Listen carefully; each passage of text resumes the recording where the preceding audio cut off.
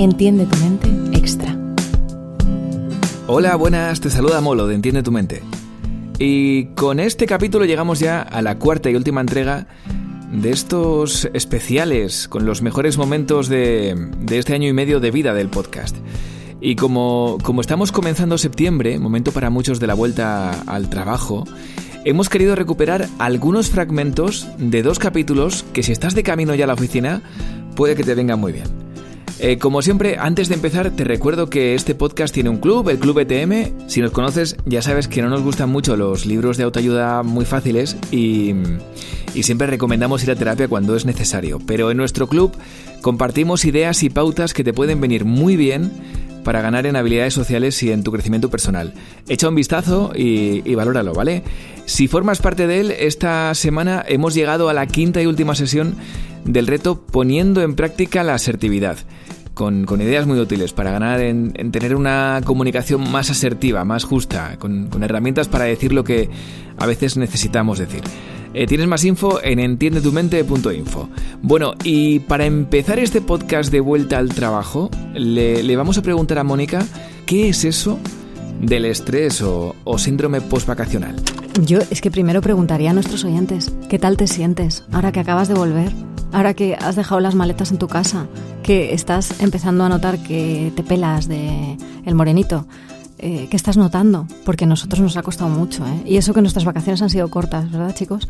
Pero sí es verdad que el síndrome postvacacional pues es un trastorno adaptativo que se produce cuando hemos cambiado mucho el chip, por decirlo de una forma muy humanizada, muy poco científica, pero pasamos de una situación en la que tenemos mucha libertad de horarios, unas rutinas completamente diferentes, sobre todo mucha libertad de vida, y pasamos a una situación en la que tenemos que encorsetarnos de nuevo en lo que es nuestra vida habitual.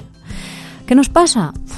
¿Qué os pasa? A nosotros normalmente lo que nos suele pasar, a mí, yo os hablo de lo que me suele pasar, pues me entra mucho sueño, me cuesta concentrarme, me pasa como que me siento desubicada durante unos días, ¿no? Pero hay gente que le pasa y se siente con muchas más cosas, ¿no, Luis?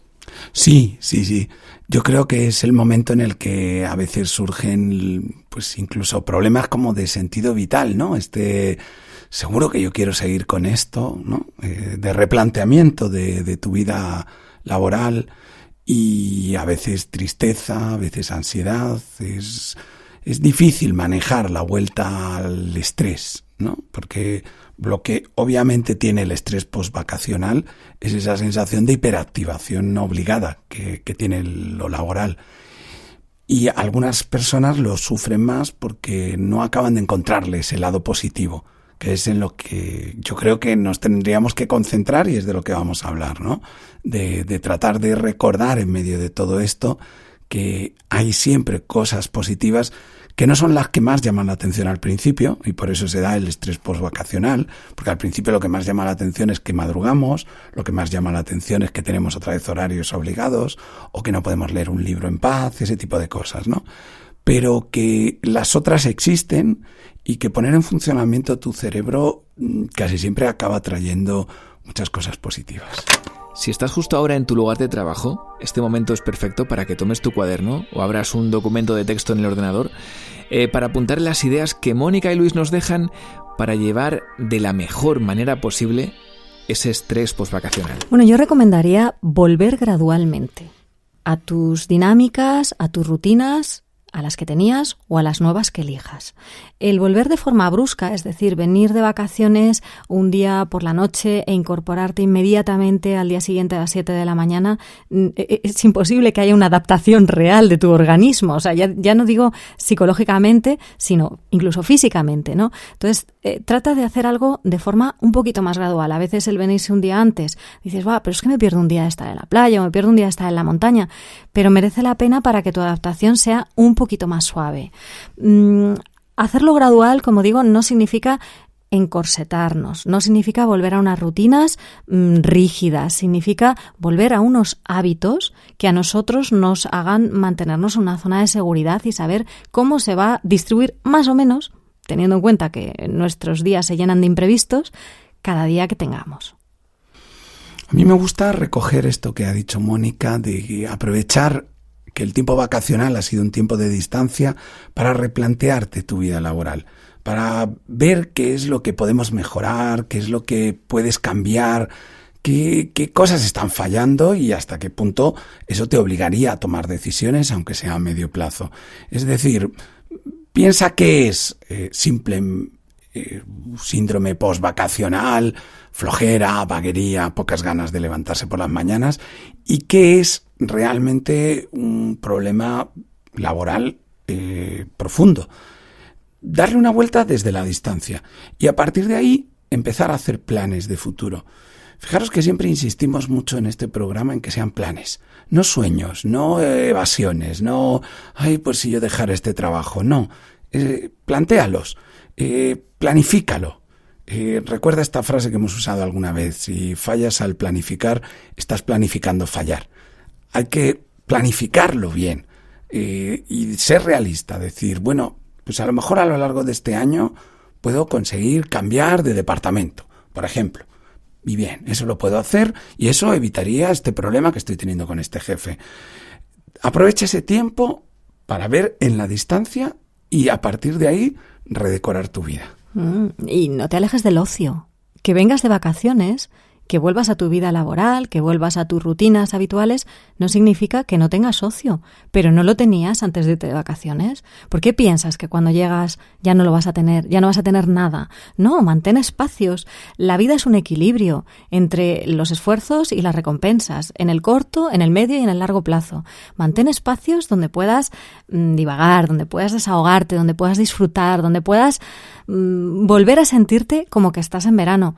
Y ríete de las cosas, porque aunque vengas así, porque te pongas rígido o rígida, porque te sientas de muy mal humor, muy serio, no significa. La risa es la mejor vacación instantánea que podemos tener. No digo que te tomes pues las cosas serias, sobre todo si pasan cosas serias como las que estaba aludiendo Luis, a broma. Lo que digo es que hay momentos, todo el mundo tenemos momentos en nuestro día a día donde podemos echarnos unas risas. ¿Por qué nos las quitamos? Eso sí que está en nuestra mano. La actitud que tenemos ante las cosas que nos pasan está en nuestra mano. Por lo tanto, busca momentos de ocio, busca momentos de disfrute y ríete, que es gratis. Si has puesto media sonrisa con este mensaje que nos deja Mónica, mira, ya estamos más que contentos.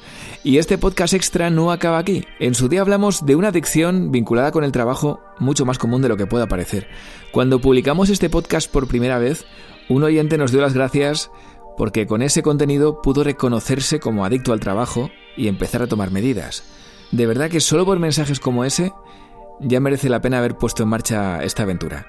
Pero bueno, venga, vamos allá. Luis, ¿cómo podemos identificar si somos o no adictos al trabajo? Un adicto al trabajo es una persona que ya sufre por la obsesión que tiene con su vida laboral. Como siempre en psicología, el límite lo marca ese sufrimiento. Es decir, no hay una cantidad de horas, no hay una cantidad de energía que tengas que dedicar para que realmente se te considere como tal. Lo que ocurre es que has perdido ya la posibilidad de disfrutar de tu vida privada y entiendes el trabajo como una obsesión, algo que está en tu cabeza y que no puedes apartar de ahí. Estás en un estado de estrés continuo, que eso es otra de las cosas que marca la adicción al trabajo. Es decir, tampoco disfrutas del trabajo. Es una cuestión más de compulsión. Necesitas o crees necesitar seguir trabajando todo el rato y genera sufrimiento en la vida privada porque acabas por dejar de vivirla. En esto se produce como un fenómeno cíclico y es que cuanto menos vida privada tengo, menos la disfruto, porque los placeres, no olvidemos, hay que cultivarlos. Es decir, si no juegas con tus hijos, jugar con tus hijos es un aburrimiento al final. Si no prevés lo que vas a hacer el fin de semana, si no planificas un fin de semana estimulante, al final tu fin de semana consiste en ver la televisión y zapear. Eso es lo que ocurre con un adicto al trabajo y eso es lo que le hace sufrir. Sí, te obsesionas de una forma compulsiva hacia ese entorno laboral. Como decía Luis, no lo disfrutas. estás de mal humor cuando estás trabajando, pero estás, si cabe, de peor humor cuando estás fuera del trabajo, porque estás fuera de ese entorno de tu compulsividad. Cuando estás en momentos de ocio, por supuesto no los disfrutas, pero además es que te sientes absolutamente irritado cuando estás en entorno familiar, en situaciones fuera del campo laboral, estás incluso de peor humor. Y hay un sufrimiento latente del que además no puedes salir. Es decir, esto no es una cosa controlable.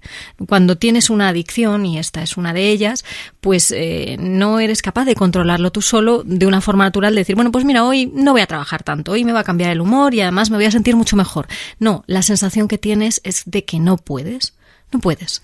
Supongo que habrá algunos factores comunes en muchos de los amigos que, por lo que sea, llegan a tener una adicción al trabajo. ¿Cuáles son esos factores?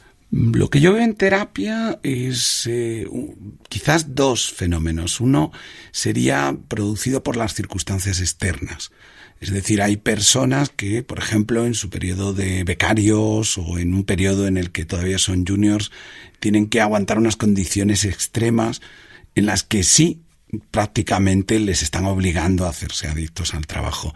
Y eso genera unos hábitos vitales. Es decir, si tú hasta los 30 y tantos años siempre has trabajado 12, 13, 14 horas al día reales, al final tu vida privada acaba por diluirse.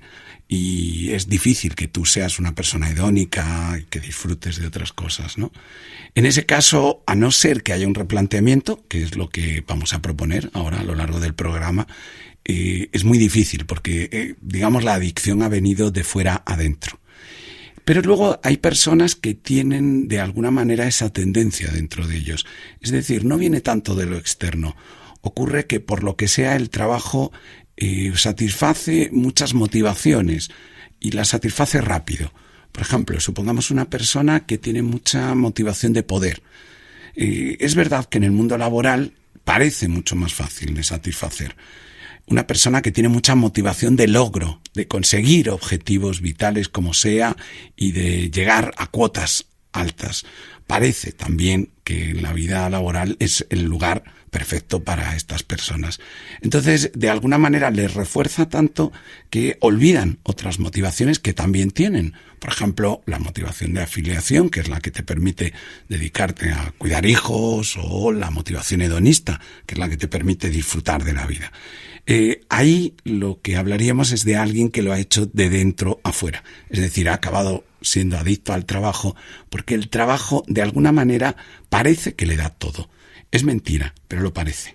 Sí, además de esta necesidad de reconocimiento social, que a veces da la sensación que te va a aportar el trabajo, una sensación falsa, porque en realidad muchas veces desde fuera lo que están viendo es una persona que se aísla, que no quiere contacto con los demás, que en general rehúye las interacciones sociales, pues hay personas que si tienen rasgos de personalidad o de carácter perfeccionista, tienden a esto. ¿Por qué? Pues porque, como decía Luis al principio, no es echar más horas, es que lo tengo que hacer perfecto, cuando muchas veces lo mejor es enemigo de lo bueno y nunca terminas de acabar y siempre estás enredado en una dinámica y en un ciclo. Además de los perfeccionistas, también te puedes encontrar a gente que lo ha vivido en su entorno familiar.